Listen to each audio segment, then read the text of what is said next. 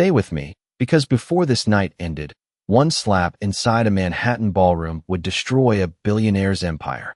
The sound cracked through the grand ballroom like a champagne glass exploding against marble. Conversations stopped mid-sentence. Forks hovered above $500 plates. A violinist near the stage missed an entire note as every head turned toward Claire Whitmore, standing frozen beneath the crystal chandeliers of the Beaumont Charity Gala. Her hand trembled against her cheek. Her other hand moved instinctively to the curve of her 7-month pregnant belly. The baby kicked hard beneath the silk fabric of her midnight blue gown, as if even her unborn daughter could feel the tension flooding the room. Across from her stood Nathaniel Vaughn, tall, perfectly composed, one hand adjusting the silver cufflinks on his tailored black tuxedo while camera flashes from nearby guests reflected coldly in his pale gray eyes. He didn't apologize. He didn't even look embarrassed. Around them, whispers spread through the ballroom like smoke beneath locked doors. Billionaires, politicians, investors, socialites. Every powerful person in Manhattan suddenly found themselves staring at the couple that tabloids once called America's perfect marriage.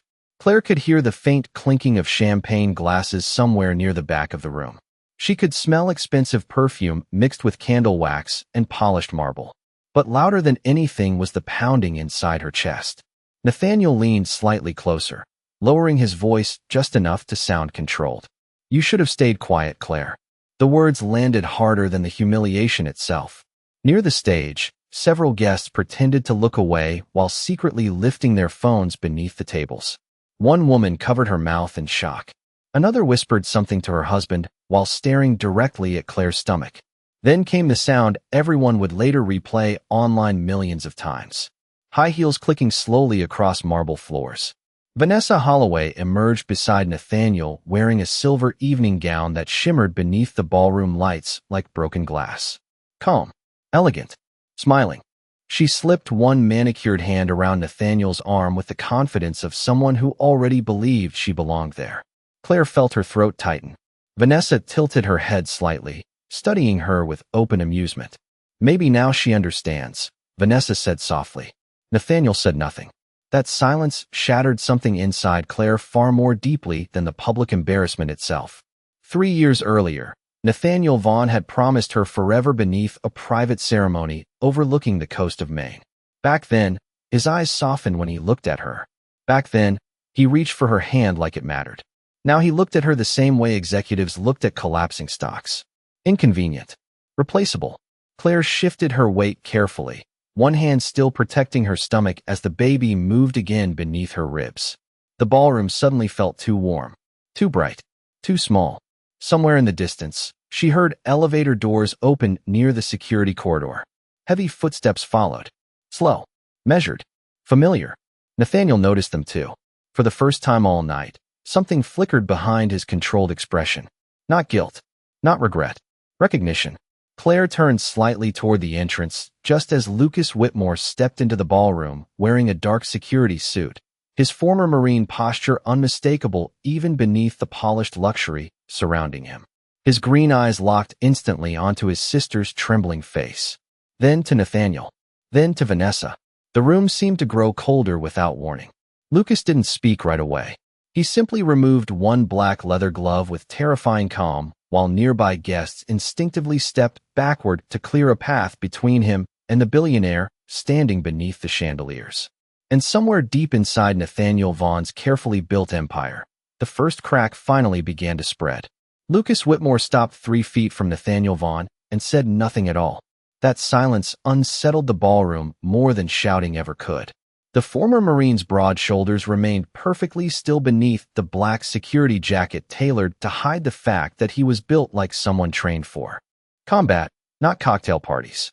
Claire watched her brother's jaw tighten as his eyes moved slowly from the fading redness on her cheek to the trembling hand protecting her stomach. Around them, guests pretended to sip champagne while openly listening. Somewhere near the orchestra stage, a phone notification chimed as clips from the gala already began spreading across social media. Vanessa Holloway shifted uncomfortably beside Nathaniel, though she quickly recovered with a polished smile. "This is being blown out of proportion," she said smoothly. "Claire is emotional tonight." Lucas finally looked at her. The expression in his green eyes made her voice disappear completely.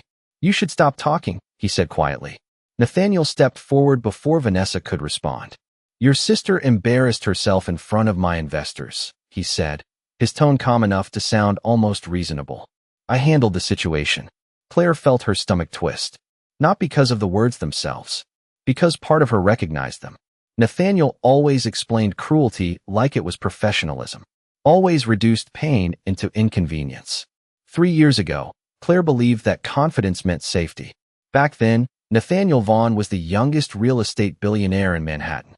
Magazine covers called him brilliant. Financial reporters called him unstoppable. The first time Claire met him had been inside a crowded charity fundraiser during a thunderstorm downtown. She remembered the rain sliding down enormous glass windows while Nathaniel stood alone near the balcony in a navy suit worth more than her monthly rent. He smiled at her like she was the only person in the room. 6 months later, he flew her to Napa Valley on a private jet for her birthday. A year later, he proposed beside candlelight overlooking the Atlantic Ocean. Everything about him looked like security, power, stability. But after the wedding came rules. Small ones at first. Change your dress before dinner. Stop arguing in public. Smile more during interviews. Then larger ones followed quietly behind closed penthouse doors. Nathaniel disliked her old friends because they were distractions. He preferred she leave her interior design career because his wife did not need to work. Even her pregnancy became another public relations opportunity discussed between board meetings and investor calls. Claire remembered sitting alone in a Manhattan doctor's office 2 months earlier while Nathaniel canceled another ultrasound appointment because of a merger dinner in Chicago. The doctor had smiled sympathetically while dimming the lights for the scan. "Your daughter has a strong heartbeat," she said gently. Claire had stared at the monitor alone, blinking back tears while her husband sent text messages about stock prices. The memory hit hard enough to make her dizzy. Lucas noticed immediately. "Claire," he said softly, stepping beside her. "Sit down." She shook her head.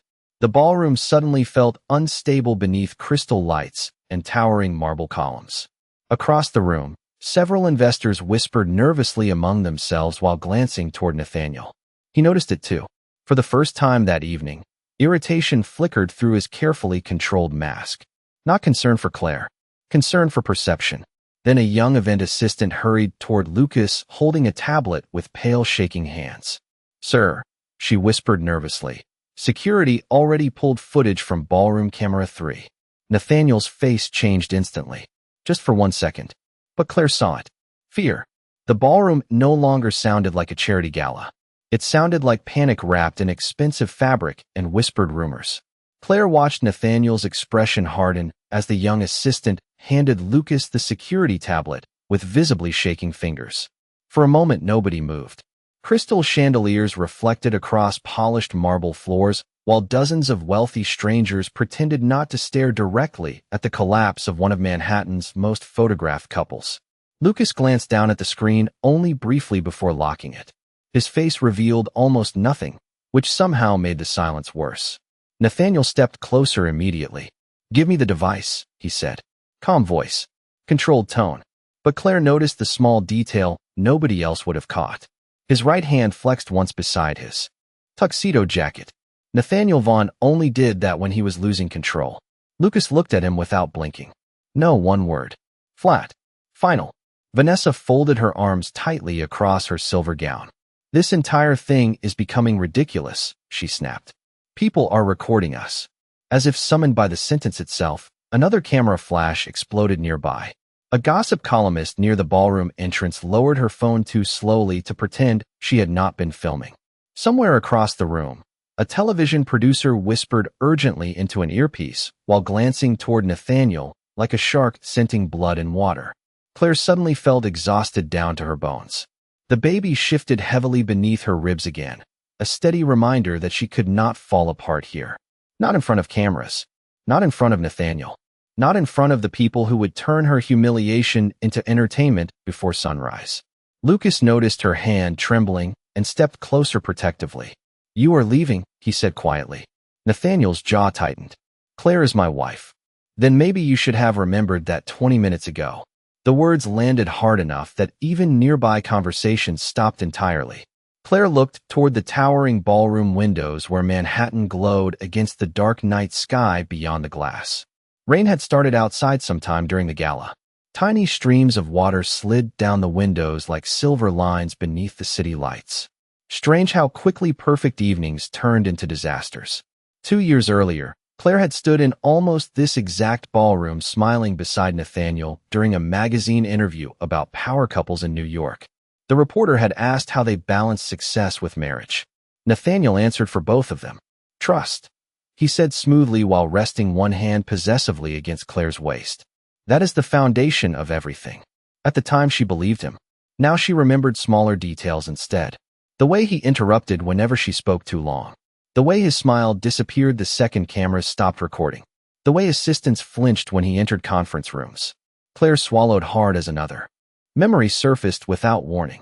3 weeks earlier, she had walked past Nathaniel's office late at night after a charity dinner and overheard Vanessa laughing softly inside behind closed doors. She remembered freezing outside the door while hearing Nathaniel say something low and intimate she could not fully make out. Then Vanessa's answer. She still has no idea. Claire had convinced herself she misunderstood. Pregnant women were emotional, Nathaniel always said. Sensitive. Irrational. Now standing inside the collapsing remains of her marriage, she realized how carefully she had trained herself not to see the truth. The ballroom doors suddenly opened again with a deep metallic sound. 2 members of Lucas's security team entered quickly, both carrying sealed evidence cases normally reserved for corporate investigations. Nathaniel stared directly at them. Color slowly drained from Vanessa's face. Lucas finally looked back at his sister. Claire, he said softly. There is something on this footage you need to see. Claire followed Lucas through the side corridor beside the ballroom, while the noise of the gala faded behind them into distant whispers and muffled music. Her heels clicked softly across black marble floors polished so perfectly they reflected the cold overhead lights like dark water. 2 security officers walked several feet ahead carrying the sealed evidence cases while another remained behind to prevent anyone from following. Especially Nathaniel. Claire wrapped both arms carefully around her stomach as another wave of exhaustion rolled through her body. Pregnancy had already made her tired for months, but tonight felt different. Heavier. Like her entire life had shifted direction in the space of one public humiliation. Lucas pushed open a quiet security office near the loading entrance of the hotel. The room smelled faintly of coffee and electronics. Multiple surveillance monitors covered one wall, each displaying different parts of the Beaumont Hotel in grainy black and white footage. Rain streaked against a small window overlooking the alley outside where black SUVs idled beneath red brake lights. Claire lowered herself carefully into a chair, while Lucas locked the office door behind them. Neither spoke for several seconds. The silence between siblings felt different than the silence she shared with Nathaniel. This silence carried concern instead of control. Lucas finally placed the tablet gently onto the desk in front of her. You do not have to watch this tonight, he said quietly. Claire looked up at her brother. If I do not watch it now, she whispered, I never will. Lucas nodded once and pressed play. The security footage began without sound. Ballroom camera 3. Timestamp glowing white in the corner of the screen. Claire saw herself standing beside the champagne tower earlier that evening, smiling politely while donors and investors surrounded Nathaniel. Everything looked perfect from far away. Elegant, wealthy, untouchable. Then Vanessa entered the frame. Claire watched her own posture stiffen immediately. Even without audio, the tension between them was obvious. Vanessa leaned closer, said something sharp enough to make Claire instinctively touch her stomach. Nathaniel stood beside them the entire time holding a crystal whiskey glass, calm and detached. Claire felt her chest tighten. She remembered every second now. Vanessa smiling while quietly insulting her pregnancy weight. Nathaniel pretending not to hear. The footage continued. Claire watched herself take a small step backward after Vanessa moved closer again. Then came the moment that changed everything. Vanessa reached out suddenly toward Claire's shoulder. Not enough to look dramatic in real life. Just enough to make a 7-month pregnant woman lose balance in 4-inch heels standing near polished marble flooring. Claire gasped softly as she watched herself stumble sideways into the edge of the champagne display. Glass shattered across the ballroom floor like falling ice. Guests rushed backward in panic. Nathaniel grabbed Vanessa immediately. Not Claire. Never Claire. The footage froze there. Lucas paused the screen carefully. Claire stared silently at the image of herself off balance beside the collapsing display, while Nathaniel shielded another woman instead of his pregnant wife. Her throat burned. She knew exactly what she was doing, Lucas said, voice low and controlled. Claire nodded slowly without looking away from the screen. Then Lucas opened one of the sealed evidence cases. Inside sat printed financial documents organized into folders marked with Von capital letterheads. Claire frowned weakly. What is this? Lucas hesitated for the first time all night. 3 weeks ago, he said carefully, one of Nathaniel's senior accountants contacted an outside investigator. Claire finally looked up at him. Why? Lucas slid one folder toward her across the desk. Because your husband has been quietly moving millions of dollars into offshore accounts since the beginning of your pregnancy. The room suddenly felt ice cold despite the humming heaters overhead. Rain hammered harder against the window outside. Claire opened the folder with trembling fingers and froze instantly at the first page. Her own signature stared back at her from legal documents she had never seen before. Claire stared at the signature for nearly 10 full seconds before her mind finally accepted what her eyes were seeing. Her name appeared perfectly replicated across multiple legal transfers connected to offshore companies she had never heard of. Cayman accounts, Luxembourg holding groups, real estate trusts hidden beneath layers of corporate filings. Every page carried her forged approval beside Nathaniel Vaughn's clean executive signature. Rain rattled against the security office window while fluorescent lights hummed overhead. Somewhere down the hallway, a police radio crackled faintly. Claire felt suddenly nauseous. I never signed these, she whispered. Lucas leaned against the desk beside her, arms crossed tightly. I know.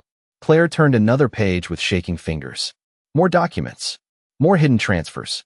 Tens of millions of dollars quietly moved during the past 6 months, while she attended prenatal appointments alone and decorated a nursery inside the penthouse Nathaniel barely visited anymore. Her stomach twisted painfully as memory after memory suddenly rearranged itself into something ugly and recognizable. Nathaniel insisting she signed financial packets during dinner because he was too busy. Tomorrow. Nathaniel handing her paperwork during charity flights without explaining what any of it meant. Nathaniel laughing softly whenever she asked too many questions. You know legal language gives you headaches, sweetheart. Claire closed her eyes briefly. She used to think trust meant not needing to verify everything. Now she realized trust had simply made her easier to manipulate. Lucas slid another folder toward her. There is more.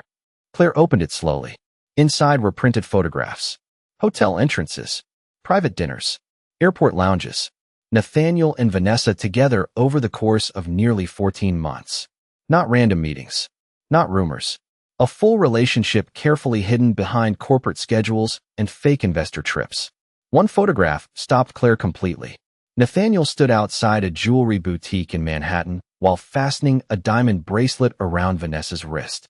The timestamp in the corner made Claire's chest tighten instantly. December 18th. The same night Nathaniel canceled their anniversary dinner because of an emergency board meeting in Boston. Claire remembered sitting alone inside their penthouse that night with untouched candles burning across the dining table while snow fell outside Central Park. She remembered defending him to herself even then. Successful men worked hard. Powerful men sacrificed time. Wives needed to be understanding. The lies sounded pathetic now. Lucas studied her face carefully. Claire. She swallowed hard without looking up. How long have you known? Lucas hesitated. I suspected something 6 months ago. Claire finally looked at him, stunned. Why did you not tell me? Because I did not have proof. His voice lowered slightly. And because every time I tried warning you about Nathaniel, you defended him. The words hurt because they were true. Claire remembered family dinners where Lucas questioned why Nathaniel monitored her schedule so closely. She remembered dismissing concerns from old friends after Nathaniel convinced her they were jealous of their lifestyle. Wealth had wrapped itself around her life, so slowly she stopped noticing the isolation happening underneath it. Then Lucas pulled out the final document. Unlike the others, this one carried handwritten notes across the margins in Nathaniel's sharp, expensive penmanship. Claire read the first line twice before the meaning fully hit her. Post-divorce media strategy. Her breathing slowed dangerously. Beneath the title sat bullet points discussing custody optics, financial containment, and reputation management after public separation announcement. One sentence had been circled heavily in black ink. Maintain narrative that pregnancy created emotional instability. Claire felt something inside her finally break loose. Not tears, not panic, something colder, something clearer. For the first time all night, she was no longer shocked. She was angry, deeply, quietly, completely. Lucas saw the change immediately. "Claire," he said carefully, "what are you thinking?" She looked down at the forged signatures one final time before slowly closing the folder. Outside, thunder rolled above Manhattan, while emergency lights reflected red across rain-soaked streets below the hotel windows. Claire lifted her eyes toward her brother with terrifying calm. "I think," she said softly, "Nathaniel Vaughn forgot who he married." The storm above Manhattan intensified as midnight approached, turning the hotel windows into black mirrors streaked with rain and flashing city lights. Inside the small security office, Claire Whitmore no longer looked like the frightened woman standing frozen beneath ballroom chandeliers less than an hour earlier.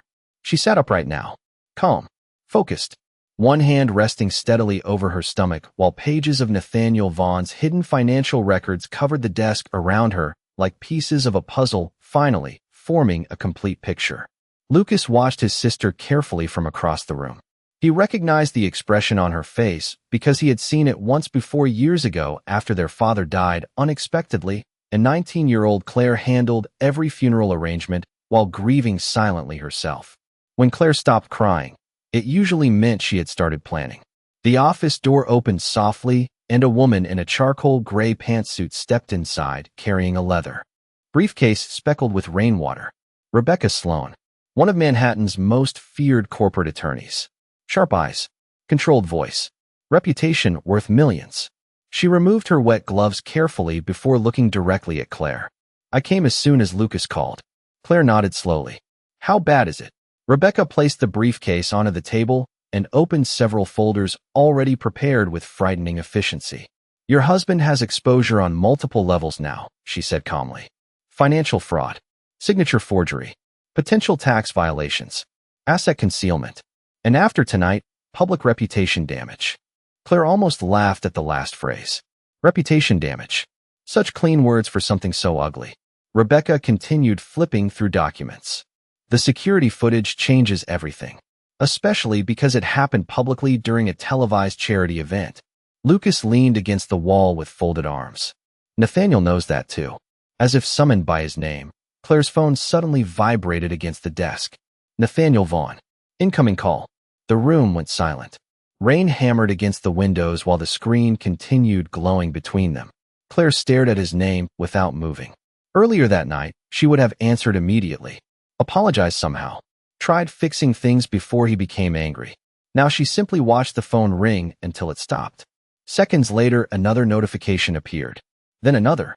Then another. Nathaniel rarely texted. Seeing 4 messages arrive within 60 seconds felt almost surreal. Claire unlocked the screen slowly. "Nathaniel, we need to handle this privately." "Nathaniel, the media is already involved. Do not make reckless decisions tonight." "Nathaniel, Vanessa did not mean for things to escalate." "Nathaniel, Claire, answer your phone." Rebecca read the messages over Claire's shoulder and gave a humorless smile. "Interesting." Claire looked up. "What?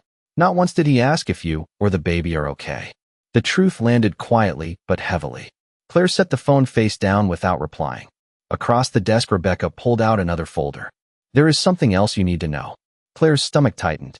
Immediately, Rebecca slid several photographs across the table. Nathaniel entering a downtown fertility clinic 6 months earlier. Vanessa beside him in oversized sunglasses and a white coat.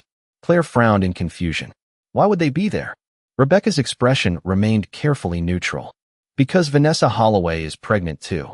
The room seemed to stop breathing for a second. Even the storm outside felt distant suddenly. Claire stared down at the photographs while her daughter shifted beneath her ribs again. Nathaniel had attended every one of Vanessa's appointments while canceling most of hers. The realization hurt in ways humiliation never could. Lucas cursed softly under his breath and turned away toward the rain-covered window. Claire closed her eyes briefly. Not from weakness. From clarity. Every missing piece had finally fallen into place. The late nights. The secret accounts. The planned divorce strategy. Nathaniel had not been reacting emotionally tonight. He had been protecting the future he already built with someone else. Claire opened her eyes slowly and looked toward Rebecca Sloan. "If I file tomorrow," she asked quietly, "how hard can we hit him?" The attorney held her gaze for a long moment before answering. "Hard enough that the entire city remembers your name instead of his." By sunrise the next morning, Manhattan already knew something was wrong inside Nathaniel Vaughn's perfect empire. Financial blogs posted blurry clips from the Beaumont Gala before dawn.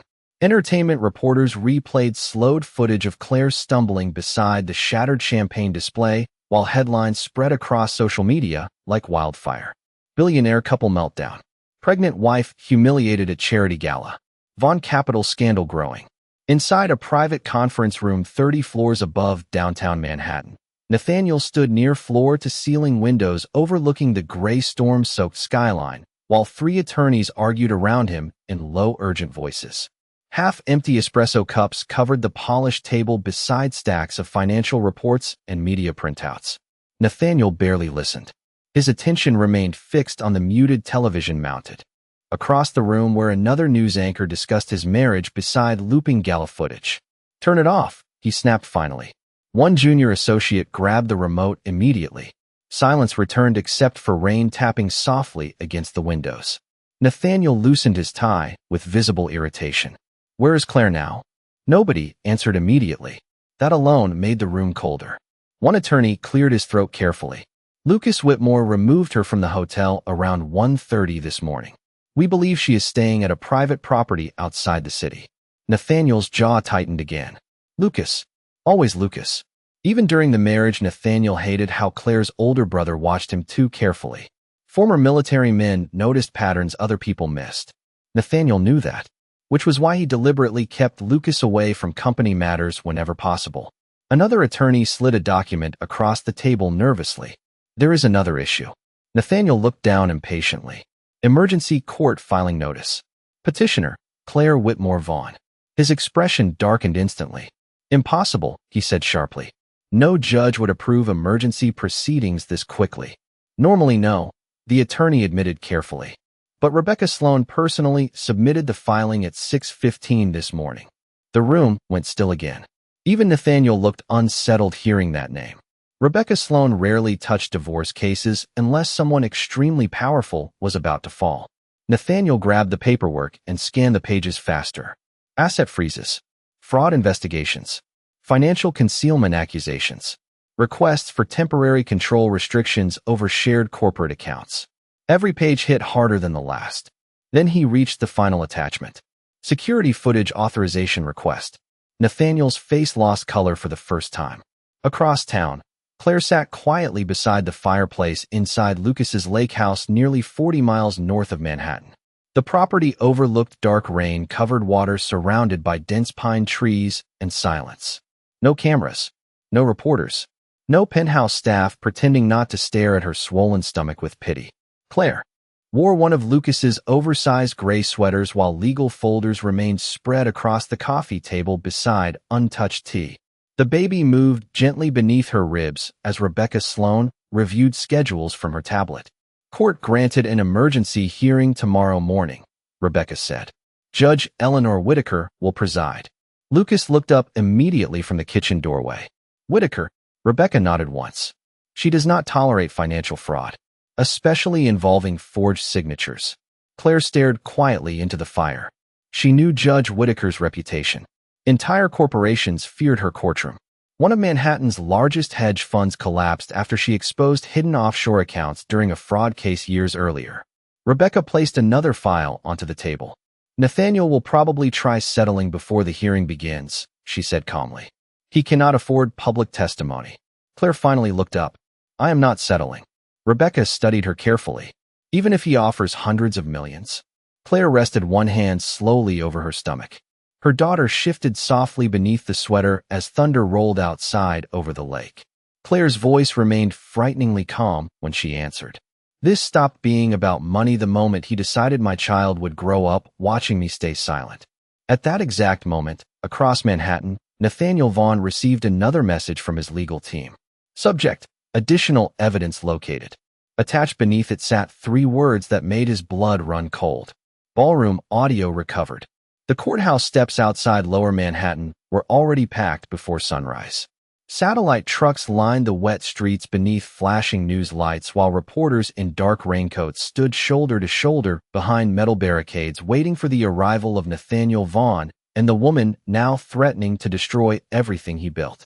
Rain fell steadily across the city, turning camera flashes into white streaks against the gray morning sky. Inside Courtroom 11, the atmosphere felt colder than the weather outside. Marble columns stretched toward high ceilings beneath rows of brass chandeliers, while whispers echoed softly through. Crowded wooden benches filled with journalists, investors, attorneys, and curious socialites pretending they were there for legal observation instead of public spectacle. Claire Whitmore stepped through the courtroom doors at exactly 8:43, wearing a cream-colored maternity coat draped elegantly over a dark navy dress. Her hair was neatly pulled back. No trembling hands. No visible fear. Lucas walked beside her in a charcoal suit, while Rebecca Sloan carried 2 thick evidence binders behind them. Every conversation inside the courtroom stopped instantly. Cameras were forbidden inside the hearing, but dozens of reporters scribbled notes the second Claire entered.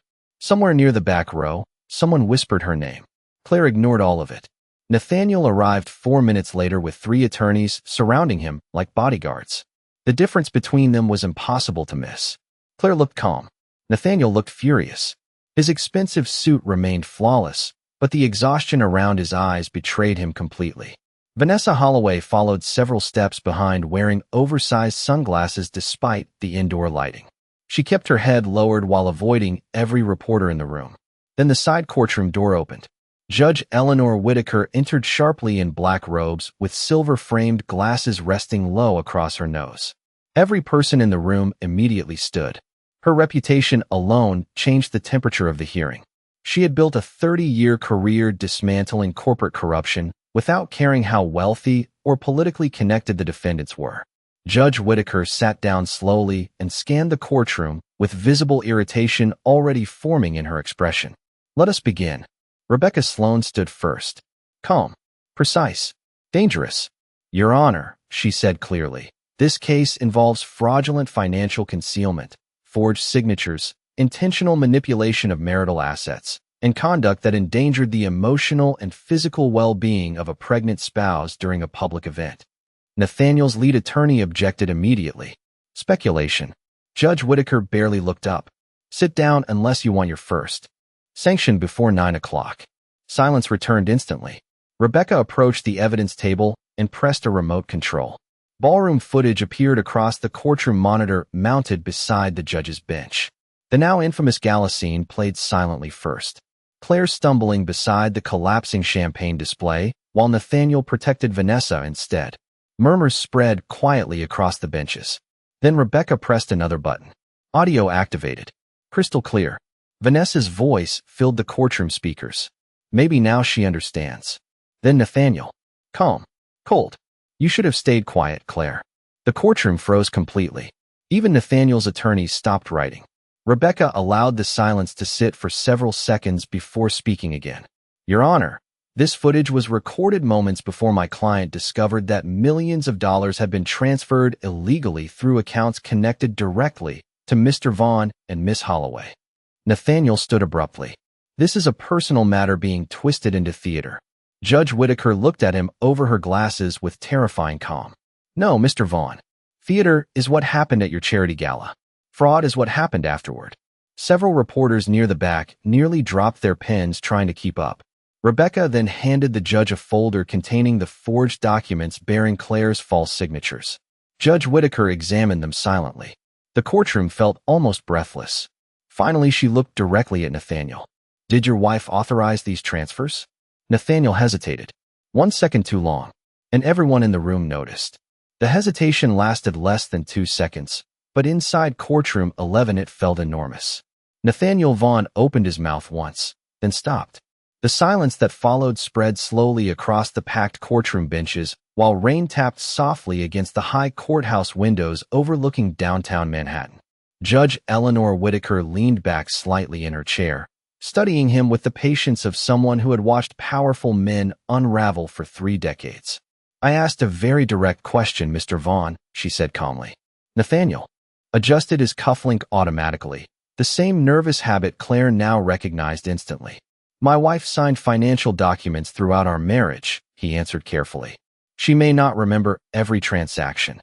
Claire almost smiled, not because the lie surprised her, because it sounded weak, desperate. Rebecca Sloan stood immediately. "Your Honor, permission to submit additional evidence." Judge Whitaker nodded once. Rebecca approached the bench carrying a slim black folder. "Yesterday evening, our forensic accounting team compared the signatures from these offshore transfers against verified documents personally signed by Mrs. Vaughn over the past 4 years." She opened the folder slowly.